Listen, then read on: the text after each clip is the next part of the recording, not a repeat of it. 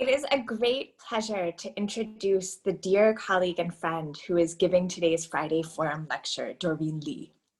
She is Associate Professor of Anthropology at Northeastern University and also currently visiting scholar at the Harvard University Asia Center.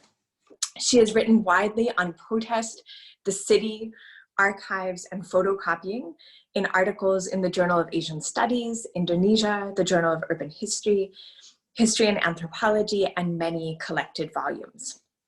Her first book, which I'm holding up here, Activist Archives, Youth Culture and the Political Past in Indonesia, which was awarded the Harry J. Benda Prize by the Association for Asian Studies for the best first book in Southeast Asian Studies in 2019, is an elegant and rich examination of the strong tradition of youth activism in 20th century Indonesian politics through a lens that is at once cultural, urban, and historical.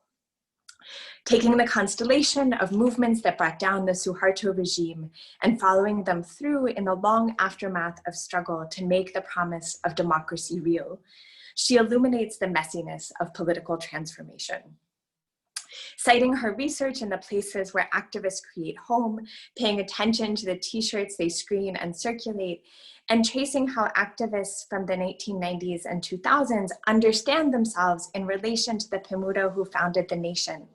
The book is an exemplary model of how rigorous ethnographic and archival research have the power to change both what we know about protest and how we know it. And if you don't already have a copy, I just want to note that Duke University Press is currently having a 50% off sale, and the book is essential readings for these times as students are again in the streets in Indonesia as well as in Thailand. And so now I hand the floor to Professor Doreen Lee to talk about trust, theft, and risk in Jakarta's new economy, which is about her current book project on urban precarity and grassroots economies in Jakarta. Doreen. Thank you so much for that kind introduction. I'm so excited to be here. It's been months and months since I last traveled, so I am really hungry for community. I'm really happy to see all of you here, and thank you for tuning in from all around the world. I know we have participants from all over, several different countries here.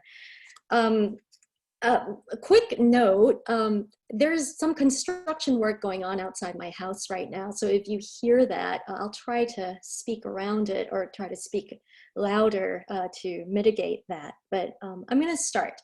So the title of my talk is Trust, Theft, and Risk in Jakarta. And I want to contextualize it for you. I'm currently working on a book project on circulation in Jakarta of values, objects, and people. In this book, I examine popular sites and situations in Jakarta that reveal certain patterns of distortion and manipulation that emanate from grassroots capitalism.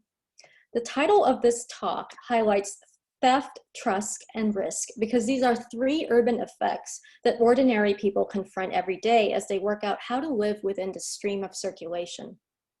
I take my evidence from the fluctuations of local economies and the way urban relationships take place in an increasingly mediatized world. By shining a light on what gets circulated, why things and people circulate, what their relationship to circulation is, the book aims to show what stays constant and what becomes ephemeral in an age of immense financial pressure. So a little bit of self-promotion here. Elsewhere, I have talked about the kind of political and economic modernity happening in Indonesia as conscription and the creative responses to it as infrastructural aptitude. I expand upon that notion of aptitude here to go beyond its primary meaning of internalized norms and embodied learning. Just as financial inclusion means more than achieving financial literacy and banking the unbanked, whether by expanded credit or by the datafication of the poor, the lives of Indonesians cannot be glossed by their aptitude to survive creatively. That is, their ability to get on their motorcycles every day and get home in one piece. Instead, I want to think about what happens with the violent and seductive force of conscription into a new economy, as urban relationships now increasingly function as an institutionalized channel for the circulation and distribution of money. This is a more dystopic view deploying a bunch of words that begin with the letter C. Compliance, consent, convenience, conveyance. I will try out some of these words in this talk, notably compliance and conveyance. From a personalized perspective, as individuals circulate and distribute money across a city and a nation, money seems to pass through them. Just like good or bad luck, it leaves and comes again.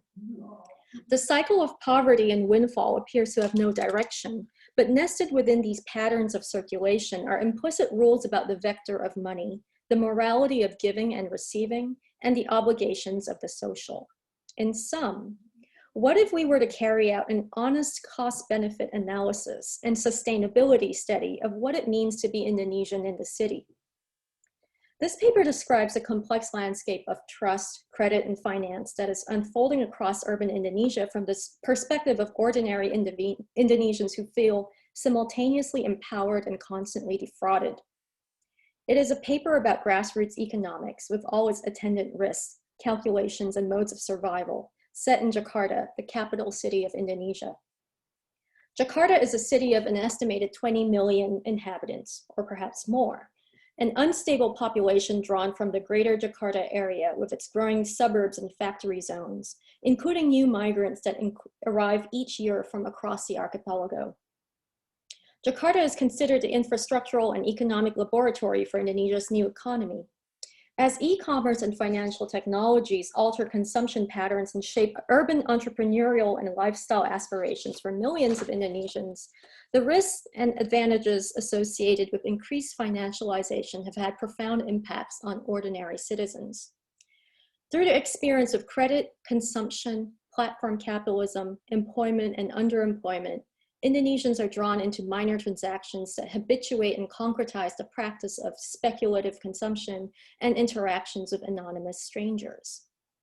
The super app GOJEK figures strongly in this paper as a mechanism that facilitates urban mobility and sociality in Indonesia.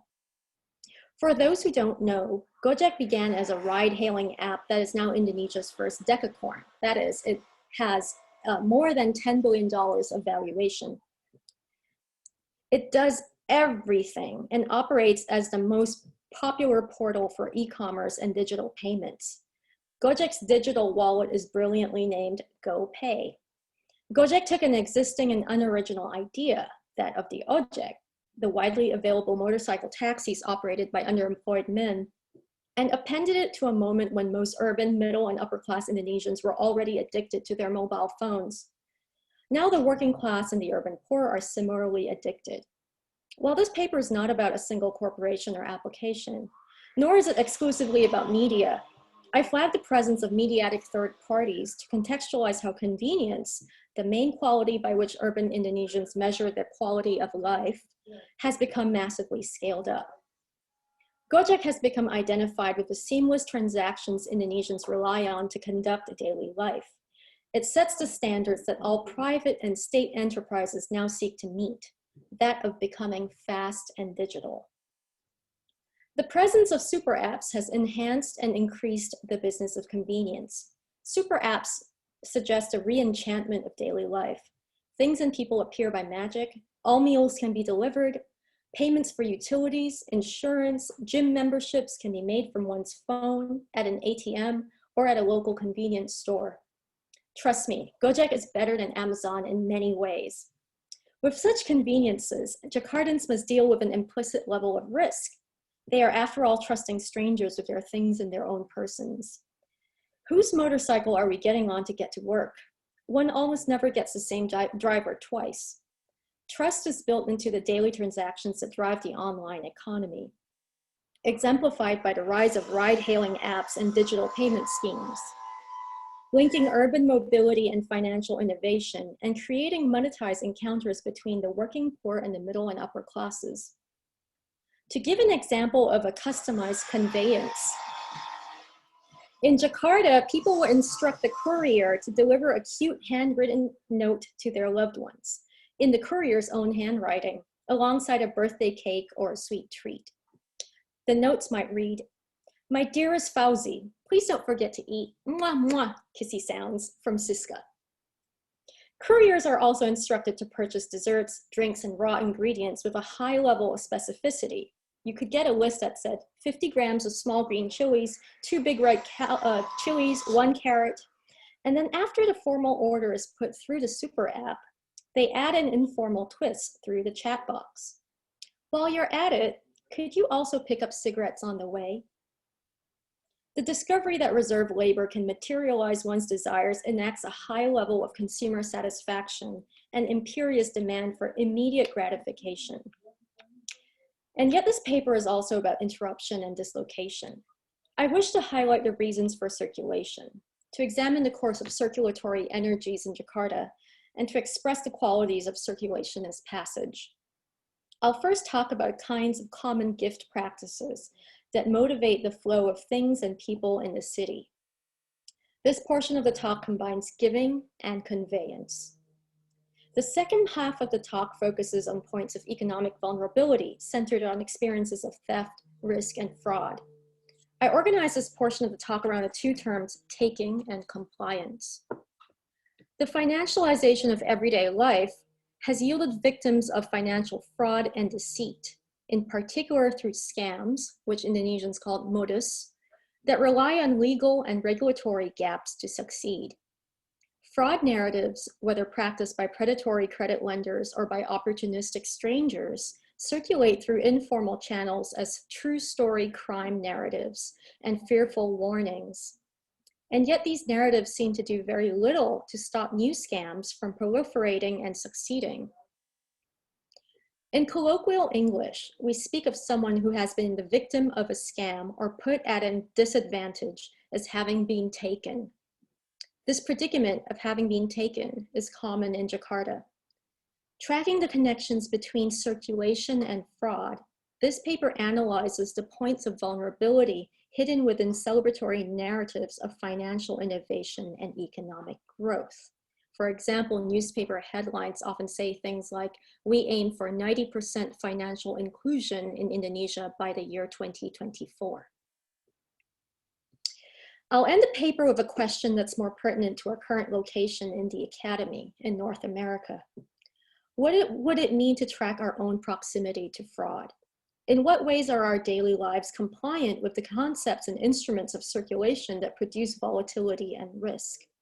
What does it mean to carry on despite all this? So first, circulation. You're entering into part one of the talk on giving and conveyance. Circulation. I became curious about this concept because it is so often a given in anthropological studies of finance and urban politics.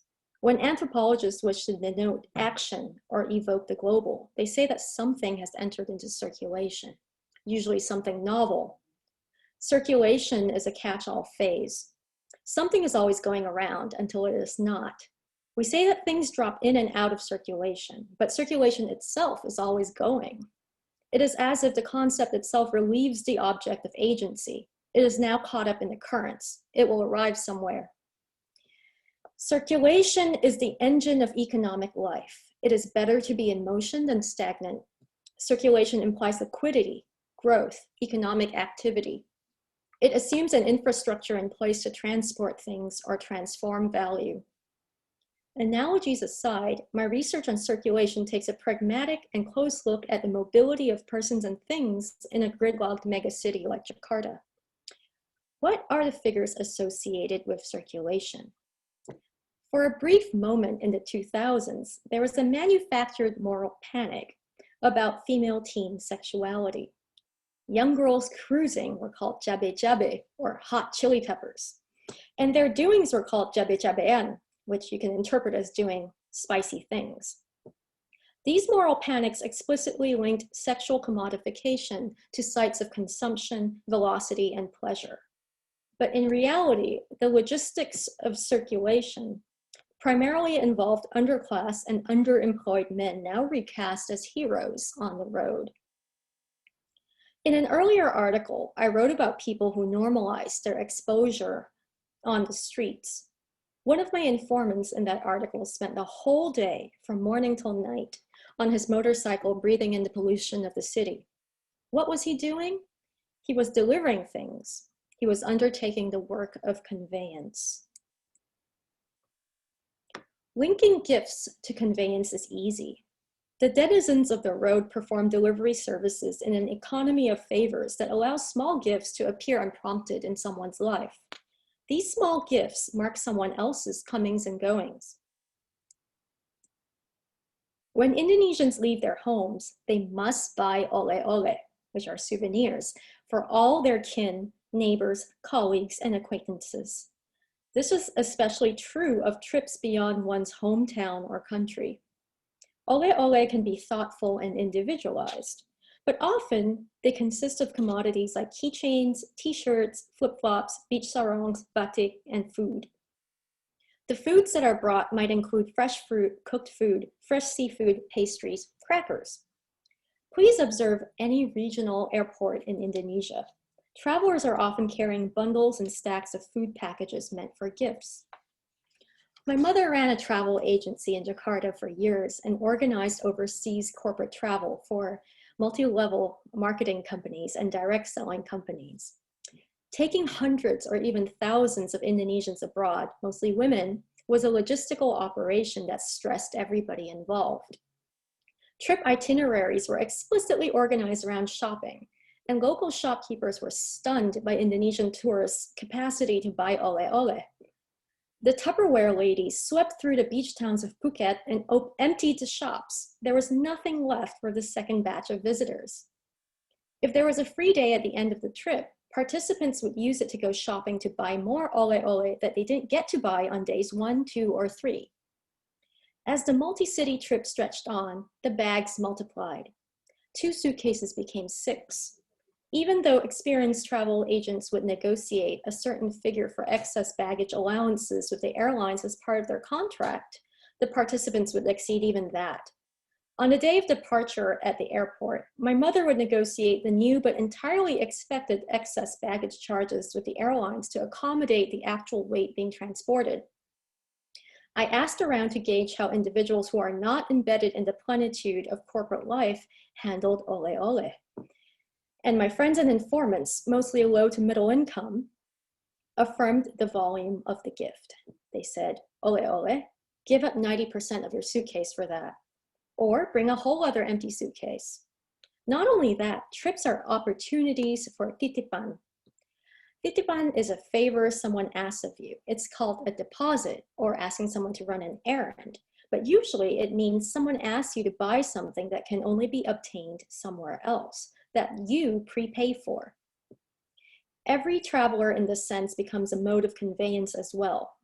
Such practices of buying to give away, what we might think of as a distribution practice, are the first step toward a journey that has to be completed by someone else. The receiver does not often come to pick up the gift. The giver has to extend their hand out to deliver the gift. That is where conveyance comes in. Rosa was contacted on the popular messaging service WhatsApp by a friend she had not heard from in a long time. Out of the blue, the friend asked, "Can you do me a favor? Can you send me one of your sedatives? I'm feeling anxious." The friend knew that Rosa had a fear of flying and had once been prescribed Xanax before a work trip. "Wait," Rosa said, "I do have extra sedatives. I'll send them." Now, I don't have to tell the Indonesianists in the room how uncommon and expensive it is to procure Xanax. These are not pharmaceutical drugs that circulate widely in Indonesia. Rosa put it in an envelope and ordered a GOJEK courier. The service is called GoSend. Of course, she realized it was technically illegal to be giving her prescription pills to someone else. But there you have it. She didn't even think about it. The friend wasn't even a good friend. It was someone she hadn't seen in years. The naturalness of these acts of giving are also facilitated by the disruptive innovation of a service that one would have sought out anyway. People would have been sending things out anyway, but they would have been limited to what their class status and mobility prescribed. So the middle and upper classes could ask a housemaid or office boy or personal chauffeur to pick up and drop off these favors. Someone thought of you and bought you beautiful large mangoes, for instance, or someone cooked you chicken soup or curry. But now, rather than maintaining long-term in-house services, everyone has access to a one-way click. Titipan is a method of conveyance where poor male bodies circulate along central nodes of fantasy, commerce, and romance, writing love notes on behalf of others, for example. Buying the food is thought of as an act of love.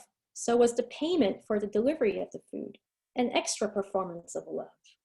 The GOJEK's performance of professionalism is also important, that he gets the message right and disappears in the transaction such that only the immediacy of the sender's love is felt. Couriers often prepay for items and then get reimbursed by customers. An entire Instagram account is devoted to what do you do memes that capture hypothetical as well as actual asks from customers that may seem impossible. For example, how to deliver a mattress on a motorcycle. And the GOJEK driver does his or her best to fulfill the order and comply. Seamlessness is the effect of many goods and services in partial increments that allow things and people to get from one place to another. The social element is present in that no one really knows how to do things alone. As with other places where chalo or middlemen systems exist, the automation of such services can pose unknown consequences, as institutional knowledge and muscle memory are still vested in persons. Meanwhile, GOJEK couriers receive little to no training to prepare them for the kind of work that they do, which we think of as physical labor in terms of mobility, but also emotional labor. Microinsurance is the inevitable outcome and innovation from the financial industry to harvest the potential of the poor, their potential for earnings as well as their potential for disaster. The super apps, Grab and GOJEK, as well as large international insurance carriers such as Allianz, now offer cheap insurance for home, safety, theft, motorcycle theft, and vehicles via apps or mobile phones. These are incredibly cheap premiums that are not tethered to or guaranteed by traditional forms of institutional stability, such as a salaried position or state benefits. Rather, microinsurance is an add-on feature to a series of menu options in the super app that increase debt in the service of family obligations and the obligation to be fully modern. Because of the bundle of risks associated with being the conveyors of low-end financialized mobility, we find that the poor are especially in need of insurance. But everybody who circulates in Jakarta is exposed to unknown and unexpected risks. I'd like to turn briefly now to the anthropologist Yan Yunxiang's article on Good Samaritans and extortion. Oh, hold on one second. I'll go back to that. In China, Yan analyzed a perplexing symptom of social change in post-socialist China. He studied several cases where strangers who had acted as good Samaritans to help someone in public, for example, an elderly lady who had had a road accident or fallen to the ground, then became the victim of extortion by the very person they helped. The unfortunate thing was that nobody believed the Good Samaritan. The prevailing logic was, if you didn't cause the accident, why did you help? The Good Samaritans were often moral, individualistic, middle-class youth. The extortionists were poor older women who were used to collective life. Yan described how such extortion cases reveal the erosion of social trust and the simmering class conflict that turned kind strangers into extortion victims. As China's fortunes improve, social trust erodes to the point where parents teach their children the common sense lesson about risk, to be wary of others and not help strangers in need. Yan's article puts forth a distortion that can be traced back to massive societal transformation and urbanization that left poor peasants behind. Or as Tulasi Srinivas puts it in her ethnography of how religiosity adapted to the flow of cash from the IT boom in Bangalore. There is now a cow in the elevator. Yan's stories about new urban risk in China mirrors what I witnessed in Jakarta. A young child had reached out to touch a parked car at a mall parking lot and was being scolded by his nanny. "Hey," she said, "don't do that. Your parents don't have insurance." Meanwhile, I think the child was about 4 or 5 years old. But the social lessons differ. Whereas individualism is seen as the norm replacement strategy for wealthy Chinese, wealthy Jakartans continue to act as conveyors of favors and gifts. Titipan systems can become even more global. Ole-ole or souvenir frenzy becomes more acquisitive, and travelers haul titipan from one country to another on behalf of others. For example, Tante Sophia's daughter is studying in Cambridge. Could you please take this to her? These are the messages one hears. Tacking onto the stream of things floating around, the GOJEK courier is also now the site of a million subterfuges and crimes of deception. I'm going to go back to a couple of slides. Victimized repeatedly by technology. For example, drivers are punted by fake GPS location apps that allow other drivers to claim their spot. And also now by GOJEK's own surveillance mechanism during COVID times that automatically suspends drivers for an hour if they are caught congregating in groups of 3 or more people. Couriers seem to be plagued by fraud such as fake orders, and furthermore, ATM fraud and motorbike theft. In hindsight, the depth of financial inclusion through the work of circulation seems to be horrifically shallow. So this is a very sad case, and this is a very common story you see online and in the media of a courier who has been defrauded by what they call a fictive order, a prank, where someone orders a large quantity of items or food that they prepay for, and then they turn out to be a fake order. Here is a slide about someone who's done exactly such a thing, someone who has netted a courier as a victim by using the app to hail a ride and then steals their mobile phones. These stories are endless. These are just 2 examples. So now I'm going to move on to the second part of the paper, taking and compliance. Jakarta is a home of millions of petty unsolved crimes. Here are a list of past and present urban crimes that afflict many Indonesians. The stolen wallet. 30 or 40 years ago, pickpockets returned your wallet with your ID to your address. They only took the cash. 20 years ago, when cell phones began to circulate, cell phone thefts became common, especially on public buses and trains.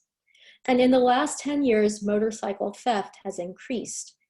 There are specific words for bag snatching by a thief on the back of a motorcycle and for violent motorcycle jacking.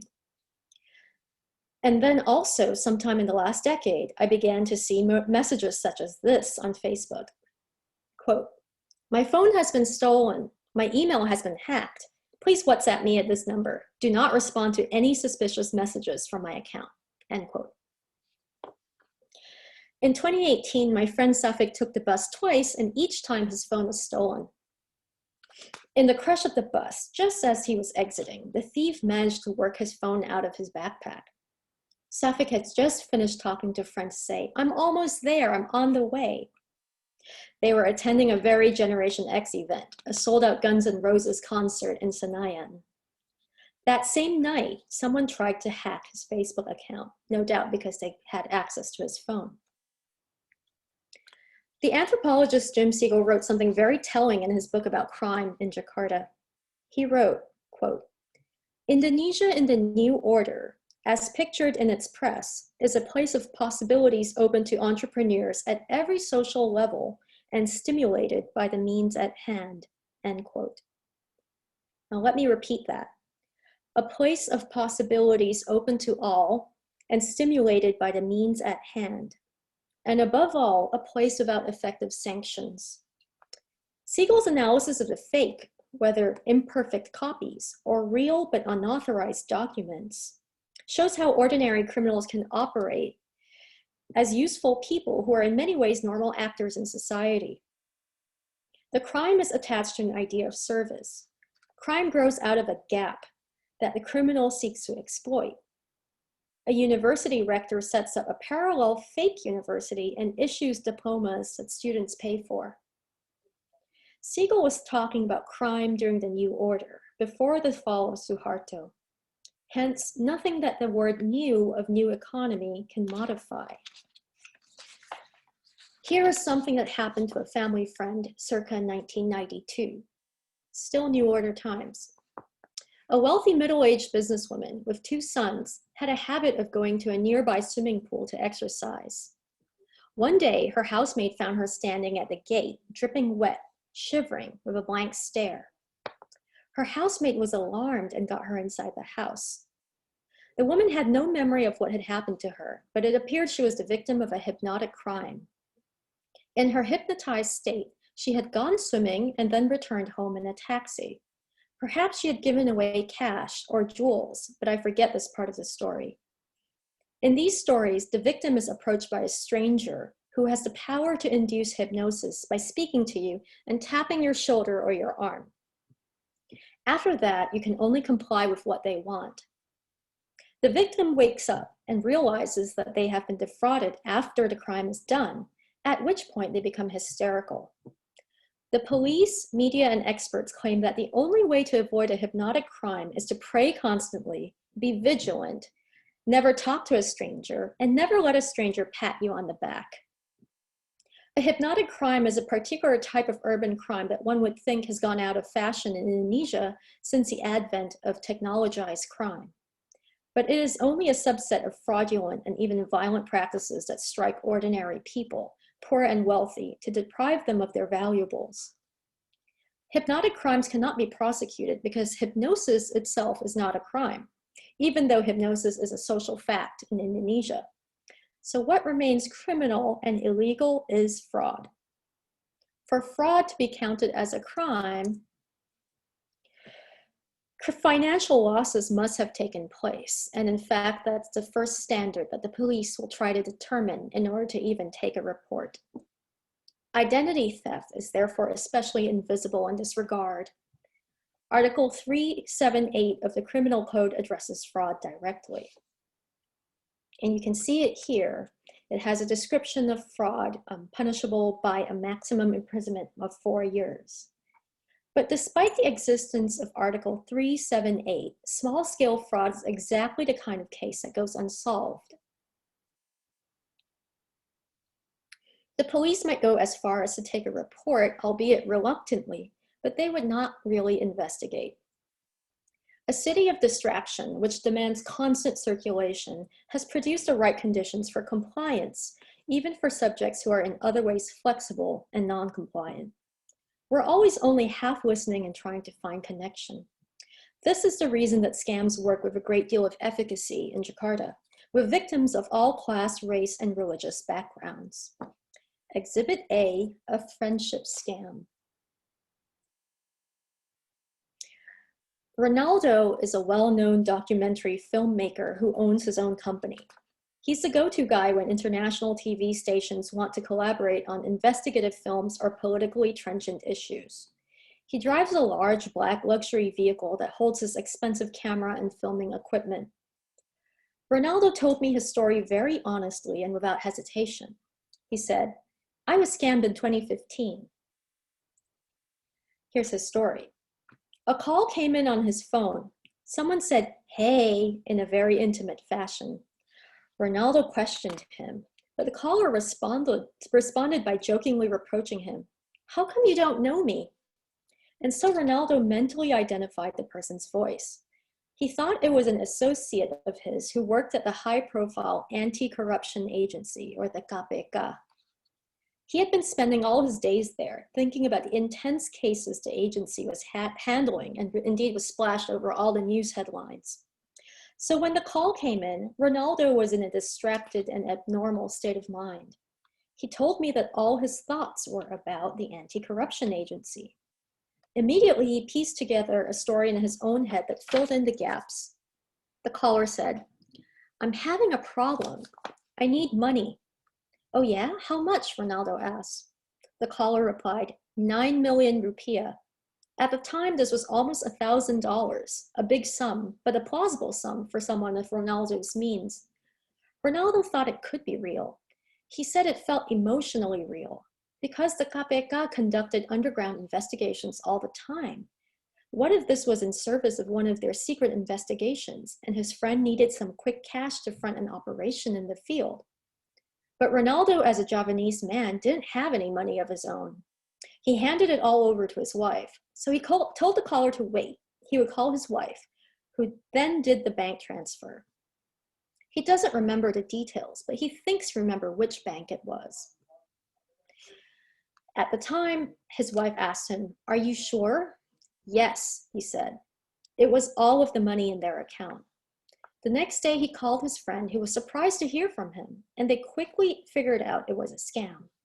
Ronaldo and his wife went to the police, who accepted the report, but nothing happened. In the end, an Indonesian friend posted in Europe at a Swiss bank tracked down the location of the bank transfer. He could see the transactions clearly. The money had been wired to an account in North Sumatra, or perhaps it was South Sulawesi. Ronaldo couldn't remember.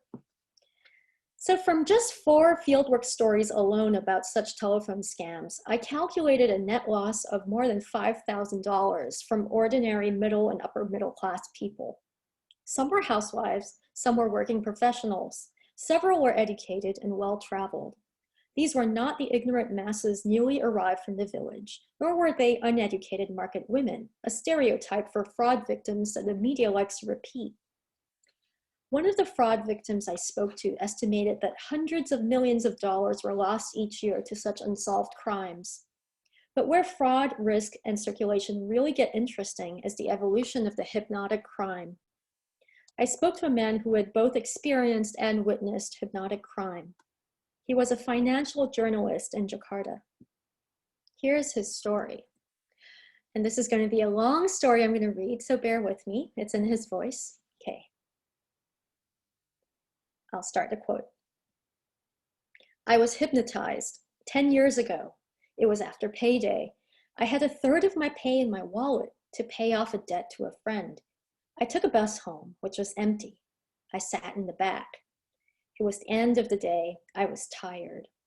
All of a sudden, 2 men came on board and sat next to me on either side. One of them asked, 'Mas, where are you originally from?' I found it a strange question, but I answered. All of a sudden, the other guy moved forward to hit me. I warded it off of my hand, but he made contact. My whole body came out in goosebumps. My hair stood on end, and I was completely powerless. It was as if I couldn't speak or move. I watched them, saw and remember in great detail what was happening. They took out my wallet, they took the money, and left. I still remember their expressions, his voice, all of it, but I couldn't move. I was paralyzed. Later, I think what happened was, according to psychologists, it was because I had complied. I had said yes. I responded to his question, and that was the trigger. And then later, in my job, I saw a scam happen in real life. I witnessed someone who acted as if he was hypnotized. I was sent to interview a doctor who was being sued for malpractice. When I got there, he was rushing out of the house. He said, "I'm sorry, I have to go somewhere, to the ATM. Do you want to reschedule or come with me?" I opted to go with him. We took a public van. And in the van, he started telling me the story, which to me sounded weird. He used the word aneh. He said, sounding happy, "I've been given a prize by the WHO, the World Health Organization. I have to go get this prize now." As we talked, it occurred to me it was a scam, so I brought it up. And the doctor said, "Well, if it is a scam, you'll get a story out of it." At the ATM, he called the number of the scammer and was mostly silent and compliant, murmuring assent, making sounds like, yeah, yeah. He acted like he was hypnotized. I started to get more uneasy. When he was about to press the button to transfer the money, I grabbed his hand to stop him, and the doctor turned and hit me. He slapped me hard, and because he was bigger than me, I fell to the ground. He immediately turned back to the ATM screen and pressed accept. Not long after he hit the button, he realized what had happened, and the hypnotic spell was broken right away. We raced to the bank that was right next to the ATM to stop it. The bank managed to track and stop the transfer of funds, but could not recoup the whole amount. It was really in the span of 1 minute, and someone there had already withdrawn 2.5 million rupiah from the receiving account. The doctor had transferred 15 or maybe 20 million rupiah. End quote. The journalist dropped his voice and whispered, "It was a gang in Sulawesi. All scammers have the same accent. You can tell." Hypnosis is a crime that the victim seems powerless to stop, even though when we listen to those narratives, there are many steps and moments where logically one could stop the crime from completing. Ronaldo called his wife. She could have said something, but Ronaldo assented, and so she carried out the action. The doctor had some level of awareness in the van on the way to the ATM, but he hit out in anger when the journalist tried to save him. When they say, "I was unaware of what I was doing, I was being told to do something, but I can't remember what," it is when they are tuning into what sounds like a clear set of instructions from someone else. They can only hear those instructions. Because circulation is inextricable from opportunity and contingency, these kinds of fraudulent experiences seem exceedingly common. And it is a lurking theme in my research that urban citizenship and financial inclusion in Jakarta produce a space for compliance. But you can also not comply. As more and more people learn the shape of the scam, the modus, as they call it, they start to catch themselves earlier as they withhold their consent. There is a whole genre of YouTube videos where people record themselves pranking the scammer by pretending to go along with a scam until they do a big reveal and get cursed out by the scammer, as if they were the bad ones. People I know have told me both versions of a fraud story. That is, they tell you how they got scammed and got upset. And then they tell another story of how someone tried to scam them and failed. Staying one step ahead of the scammer, though, is not enough in a city like Jakarta. People agree that fraud is on the rise and is scary, and will recall a follow-up story about someone they know personally who got scammed. And that was indeed how I collected most of my stories during fieldwork. I witnessed something of a prank myself. When I was stuck in traffic on my way to meet an informant, I saw a traffic police pull over a motorist for a ticket. Most times, this results in some sort of bribe for the police. The policeman was holding on to the back of the motorcycle to slow it down and steer it to the sidewalk. The motorcycle driver looked compliant. But then, just before the sidewalk, he rode off quickly. The policeman hit him on the helmet with his light stick so hard it broke at the handle from the force. Already my field notes used the word compliant to describe the motorist, but I was wrong. So that brings an end to the Jakarta material that I want to discuss today, which is messy and chaotic and confusing. And this last point is the ending to my thought process for today. I want to bring the conversation about trust, risk, and fraud nearer to us by bringing in the academy. What are the crimes that ensnare us? How have we been taken as willing, compliant participants? Does every academic training produce more compliance alongside more resistance? When told to comply, why do we hate it? So for some people like David Graeber, the answer lies in bureaucracy and bullshit jobs. Lately, I've been caught up with a stream of tweets and posts from Karen Kelsky, an anthropologist who runs The Professor is In, an academic consultancy that helps aspiring academics get jobs or find their happiness outside the academy. It is a service based on profound disillusionment. Kelsey is caught up in a Twitter feud with people who call her a grifter. They say, "How dare you make money from the suffering of others?" In response, she calls her critics out for misunderstanding the situation. The truth, she says, is academia is the grift. The endless Twitter fights about who is right and wrong about academia's true nature cannot end until we all recognize the moments at which we have given our consent and the extent of our collective losses. Otherwise, it's a completely one-sided interpretation. Just like hypnosis, academia is a social fact, but it is not a crime. And so I think we can wake up. Thank you.